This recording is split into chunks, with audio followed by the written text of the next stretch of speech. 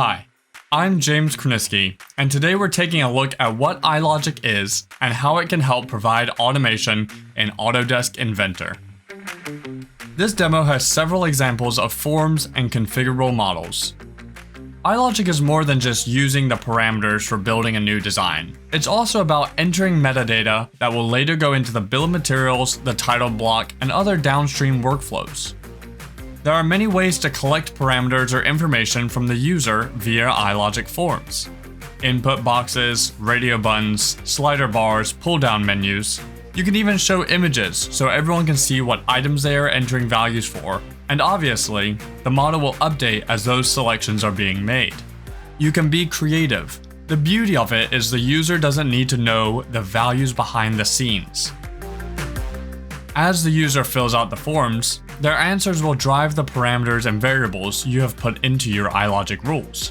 You can see when we select the double base option in the dialog for this playset, it automatically adds the additional configuration parameters. Perhaps we want a tunnel instead of a bridge, plus some climbing bars. This example is all about showing how the overall assembly can be built out via these iLogic forms.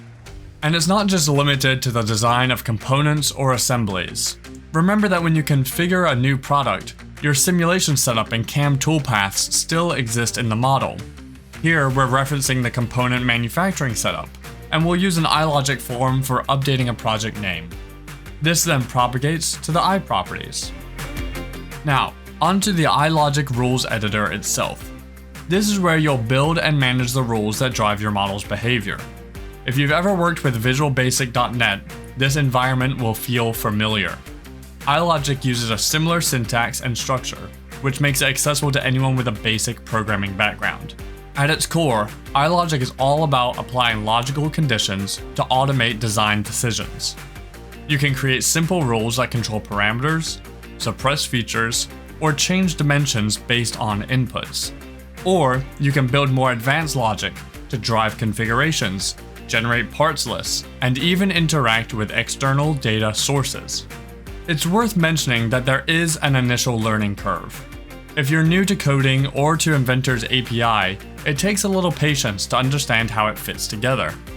But once you start exploring examples and experimenting with your own rules, it quickly becomes intuitive, especially when you have a clear design goal in mind. You will also have seen that the interface for the editor will help guide you, suggesting variables and formatting the code to some extent. There are also some code snippets that you can pull from on the left side editor to perform certain tasks or retrieve specific values. So how does the input form itself get created? We start by creating a new form in the editor. Then, your variables can be dragged into the editor to build out the form, ready for your stakeholders or customers to enter their desired parameters. Now, this video is just the tip of the iceberg when it comes to automation with Inventor. But for now, I'll close out and ask for you to subscribe if this video helped you get started with iLogic in Inventor. Feel free to leave any questions or comments below, and we'll see you next time.